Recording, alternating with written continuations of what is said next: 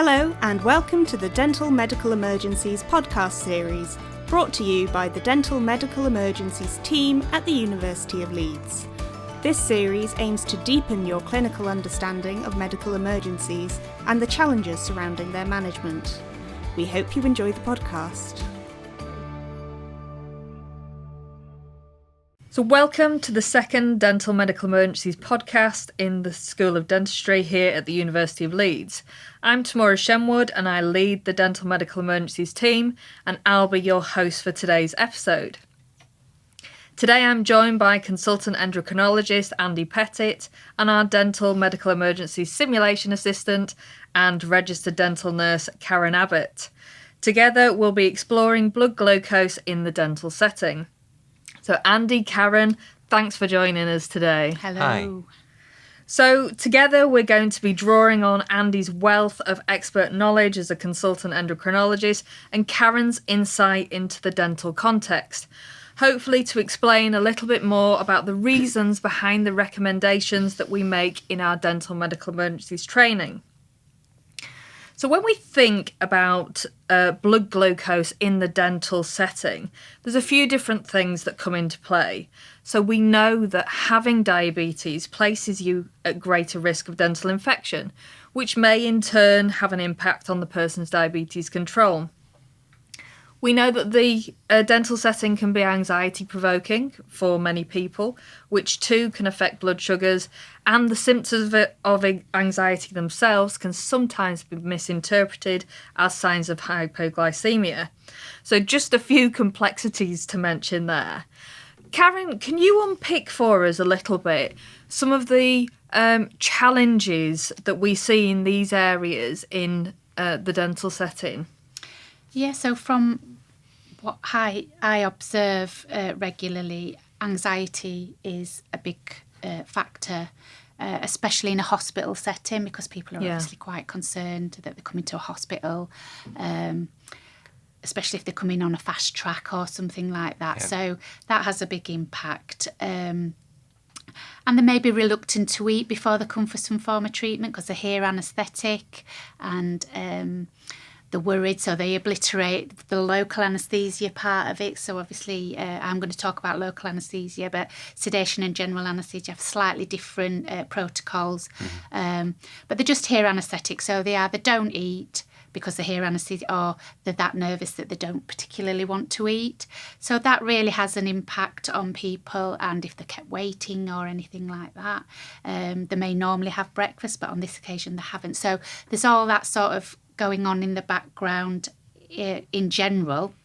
And obviously then they can come across as being quite shaky, sweaty, and that can be misconstrued as someone possibly starting a hypo.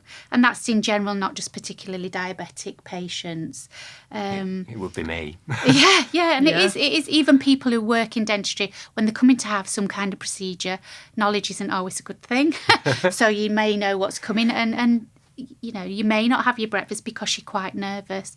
So diabetics then unfortunately have the double whammy where they can't eat for whatever reason, or they choose not to eat because they're nervous. So if they've got a dental infection, they may struggle with eating or pain and what have you. So then they've got the risk of either being high or low. But if people then insist on giving them glucose, because it seems to be a thing in dentistry, if they're diabetic, they must have glucose. I don't understand it, but it happens. Then we run the risk, if they're not going to do a blood glucose before they give them the quick-acting or fast-acting glucose, because we're very limited in what we have. So we have glucose shots or biscuits. And if you're going to have a dental procedure, you don't want to be eating biscuits. So that is an issue. And I can see why clinicians wish to give something, but the fast-acting glucose is not the right thing. And I do have a bit of a battle sometimes where people come out and I go, no.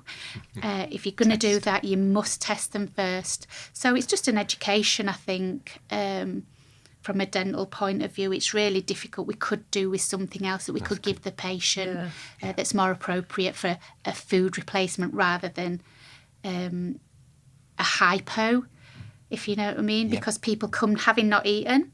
And I always say, have you had your breakfast? And they say, no. Is that normal for you?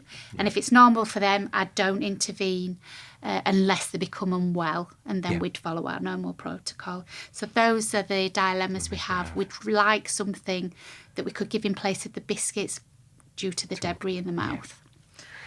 So it's quite complicated, isn't it? You know, we've got patients that are anxious. We've got maybe a culture of over-treating a little bit and under-monitoring. But also, you know, you mentioned that thing people of... don't have signs on them, isn't it? You mentioned about education. So I think actually having an understanding of of how being anxious can actually impact the blood sugar could be really helpful. Andy, can you unpick that a little bit for us? There's a really good interplay going on there. So I'll start with low sugar first. When your sugar goes low, and low's a bit of a difficult point to define, really. From a diabetic's point of view, we just keep it simple and say 4. But if you haven't got diabetes, it's probably significantly lower than that. But we could stick at 4 for diabetes. But once you start drifting below that cut-off, actually loads of hormones kick in. And actually, it's the stress hormones that kick in. So it's the adrenaline that kicks in. So it's the anxiety hormones. So people start sweating, shaking, the heart start racing, which is where the confusion comes in, because they're already nervous. And then they also go hypo, or they might go hypo, and you can have confusion. It might look like they're hypo, and they're not, just because they're nervous. So you can see where it would all come. So testing's important. These days, a lot of the type 1 diabetics have sensors, and you might have seen them in the back of their arms. Yeah. And that's easy. They can just then scan, and it's easy. The number pops up, and you know whether you're low or high. The fancy ones will even buzz or send them a message to the phone or the smartwatch. So you can have a number there and then and know what you're dealing with rather than guessing. Stress does the opposite, pushes your glucose up. So that's good if you're low. The adrenaline, cortisol, glucagon as well kick in, but it's not so much a stress hormone. But the cortisol and the adrenaline push your glucose up, so it can go really quite high. See that most. I tend to specialise in sport and diabetes. So a lot of my patients will pitch up to a race and they'll go, good grief, why is my glucose 20? Right. And, you know, it goes up really, really high with stress usually. More routinely, you do see it with infections as well. You can see quite a dramatic rise in glucose with stress, with heart attacks, with infections, all of those things push your adrenaline. And we have a double whammy because we give adrenaline as well in our local anaesthesia, so that can have an impact as well. You'd really see it. So yeah, it's really difficult to sort of tease it out. You've got to have that index of suspicion, but you've then got to check what the reading is before you do anything. Glucose isn't the solution if you're not low. So I like that idea of an index of suspicion. I think that's quite a really sensible and usable starting point for a lot of the clinicians. In those instances where we have seen a patient who's either, you know, we know that their sugar's high, and or we don't know at all, we're working blind, and those glucose shots have been delivered. When we think about kind of a day in the life of that patient, what could be the impact on that patient's diabetes control? You get a high reading because of the stress, and a lot of the patients should know how to correct that and adjust certainly doses of insulin. With tablets, it's more tricky to adjust, and you haven't got that flexibility, but with insulin they can. So they can usually bring it back down. If they're on tablets, the sugar's going to be high for a period of time whilst you get on top of the infection. In the longer term, that's probably not too detrimental, as long as they don't go into ketoacidosis, or the phrase now is hypoglycemic hyperosmolar coma or pre-coma, but which is the type 2 equivalent. But that's rare. So usually sort of a temporary blip in your readings on the high side is not necessarily hugely desirable, but not in the long term that detrimental, as long as you get on top of the infection. But they'll feel dreadful, they'll feel really thirsty, they'll go and pee more, might feel dehydrated, just because your kidneys can't handle the high glucose reading, and the sugar spills out into your wee and you become dehydrated because you pee more when you've got more glucose in your wee. Yeah, so although we're not actually necessarily placing the patient at imminent danger, we are stressing the body, we're stressing the system, and we're making them have to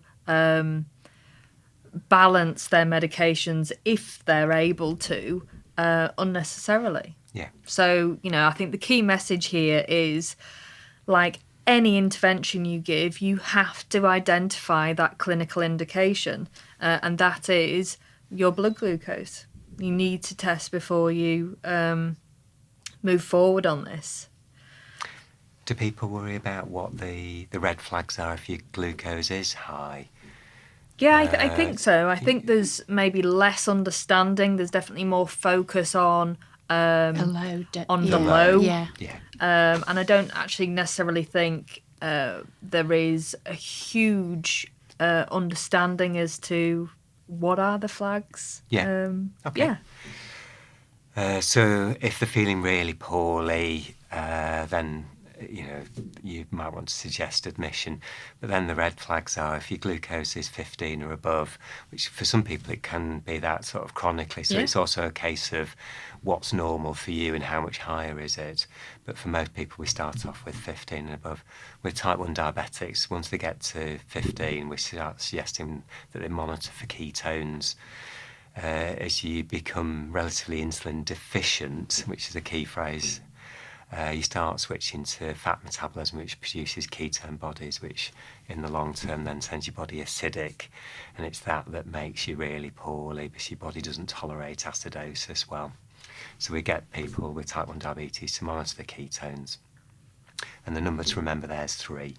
If your ketones are above 3, they should seek medical advice, usually in the form of coming to ED, to make sure that they're not ketoacidotic. Usually it's significantly higher than that. Yes. That's the safety level. And, this anxiety that Karen shared around people not eating immediately before treatment. Now, we see this in both our diabetic and our non-diabetic cohorts.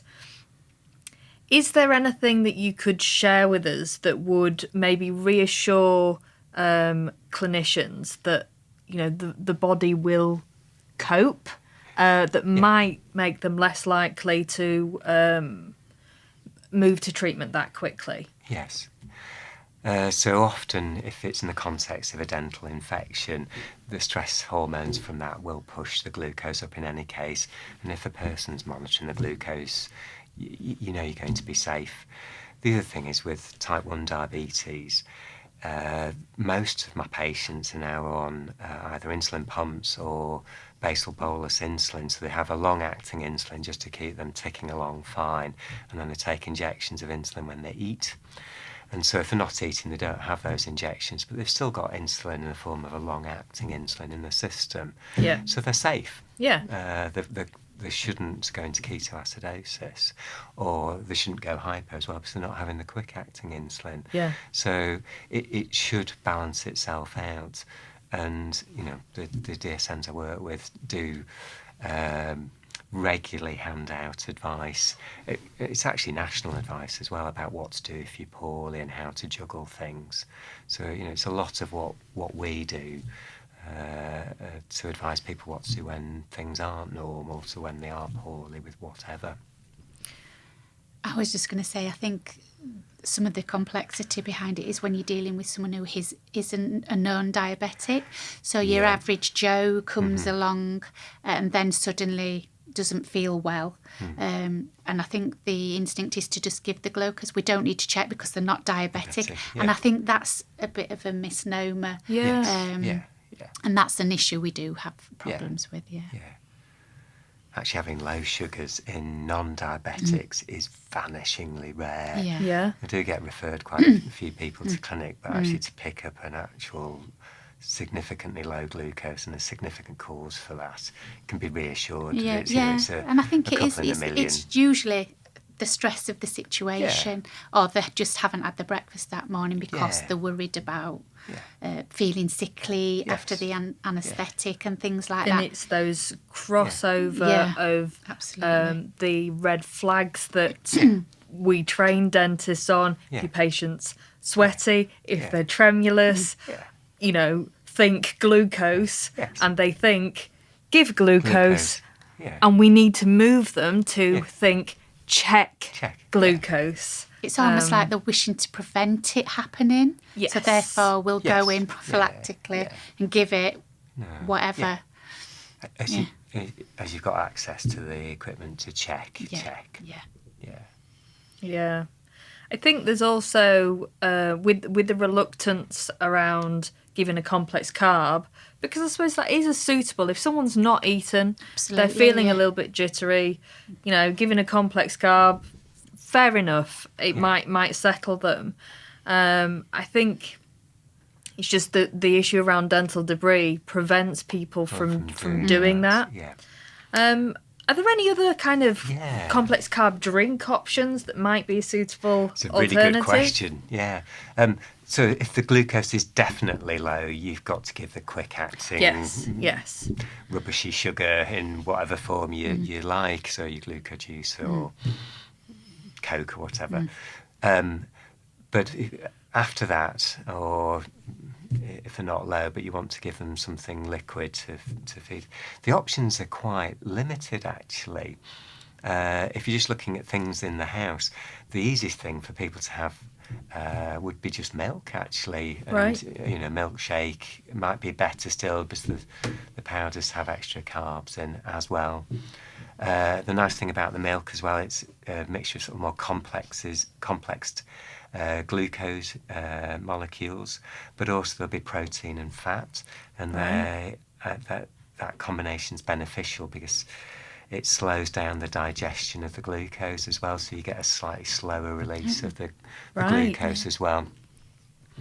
The flip side is that's why we quite like the simple glucose drinks as well, because there's no fat or protein in them, so you can digest them quickly and absorb them quickly to correct the hypo quickly. Going a bit more sophisticated than that, it's a bit more limited, isn't it? The people who do sport have sports drinks which are specifically designed to be a bit more complicated. So they have the monosaccharides, the single glucose molecules, but they also have disaccharides, so glucose molecules put into pairs. And again, just because they're in pairs, they take a bit longer to digest and so release the glucose a bit more slowly and last a bit longer in the system.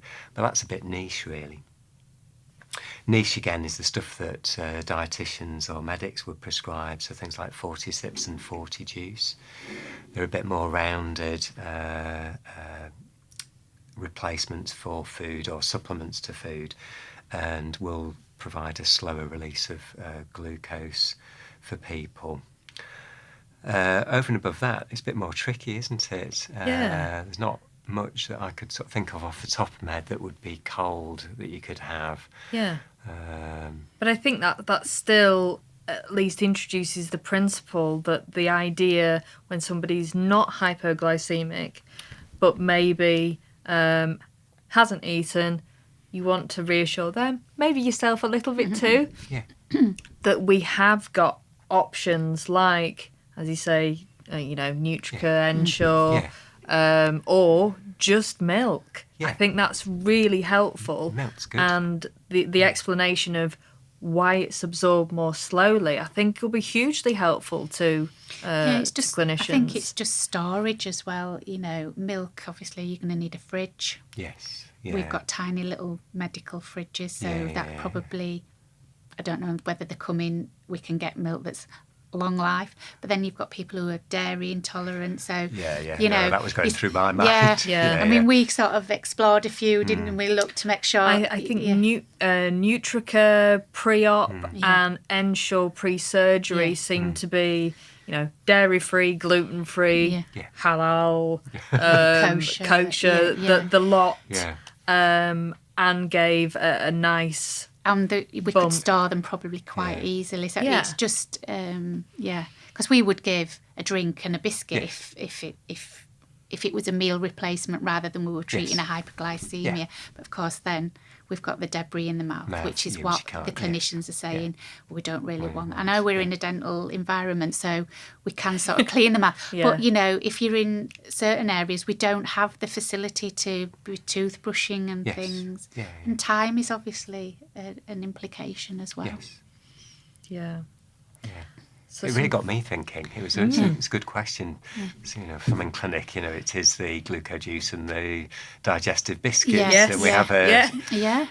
and we do have those, draw. You know, but they're more for treating a patient who's got hypo, and then, of course, we'd abandon the treatment. Yes.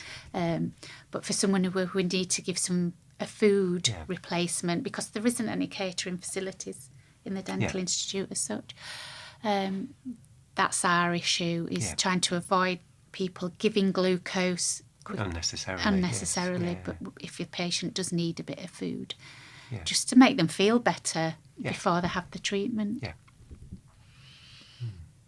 So when we think of, so we talked quite a bit about that culture of over-treating and factors that influence people's sugars going up, but we definitely do see hypoglycemia in the dental setting. And I'd say from our diabetics reporting, Karen, you come in here and correct me if you think this is not well represented. But I think our patients that have a dental infection and then have seen their own sugars climb and then have been making those adjustments, but making those adjustments in times where they are not feeling very well, maybe they're not eating as well because they're in pain, sometimes they over-egg it. And then by the time they come to us, they are actually having a hypo and they are feeling quite unwell. So can you explain again the process of... So is it the same process when we think of what's pushing the sugar up in dental infection? Is it that same response as in anxiety? Yes, with a few subtle complexities. So obviously the pancreas makes insulin, but it also makes glucagon as well. With type 2 diabetes, you've still got a semi-functioning pancreas, so it still makes some insulin and glucagon as well. So in type 2 diabetes, that is still there. It's just the body's resistant to the insulin. So they tend to tolerate hypos a bit better because they've got the glucagon still there. With type 1 diabetes, we think it's an autoimmune process, or it is an autoimmune process. And that damages not just the insulin production, but the glucagon production as well. Okay. So they lack that. So they're much more dependent on cortisol and adrenaline to help them push back up the glucose levels. So they're sort of already a hormone or two down on normal. And then you add in the sort of delivery of insulin is not the same as we were evolved to have insulin delivered, and overestimating it or underestimating it or not eating. The system's broken.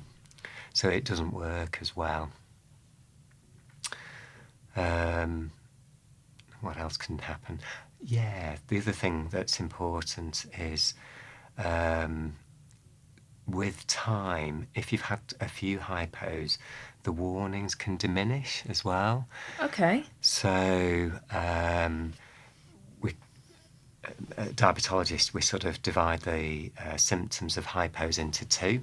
So there's the adrenaline symptoms, so there's the fight or flight ones, so the sweating, shaking, feeling ravenously hungry, heart racing ones.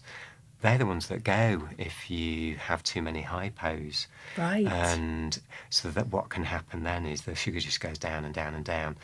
And once you hit a glucose of about 2, your brain's then starved of fuel. Your brain's very much dependent on glucose as its sole fuel for functioning. So then what can happen is you just sort of people are getting bewildered or confused or behaving abnormally. I've come across that. Yeah. Oh, yeah. Yeah. We were just saying a story before we started, weren't we? I've had somebody sort of declare their undying love to me when they were hypo, which is clearly delusional. But they were very hypo. Yeah. So that's really interesting, and that's actually something I didn't even know, that that those early warning symptoms can diminish in some patients. Yeah.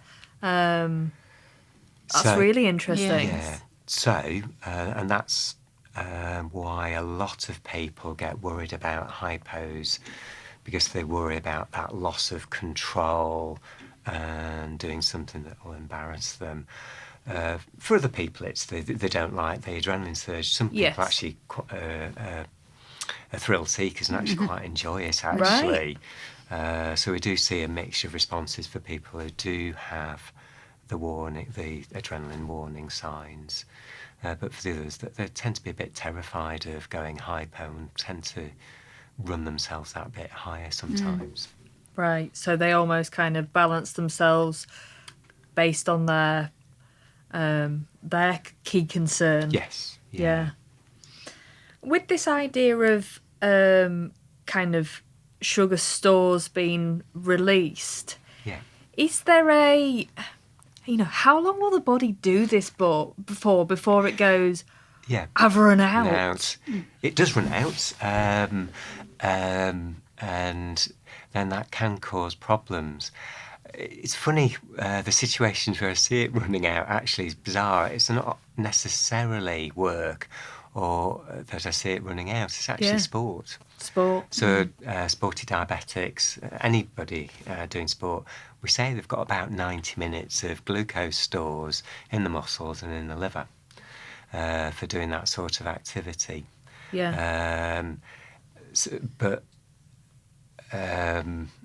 Elsewhere, it's more difficult to quantify. You definitely can run out of your stores, but I've never seen it quoted as to how long they'll last for. But if you do starve people, the sugars will drift down, but it takes a very, very long time. Yeah. To put that in context, one of the tests we do to check that people can regulate their glucose is a 72-hour fast. Right. And most people, if everything's functioning normally, so they've got no pathology, they will maintain their glucose in the normal range for 72 hours. Okay. That's actually a really useful marker for clinicians, again, that may reassure them into not over-treating. Yeah. If someone ate 2 hours before their procedure, actually, they're way off that 72. That's really reassuring. I think another thing that we definitely hear clinicians report anxiety around is in relation to infection again.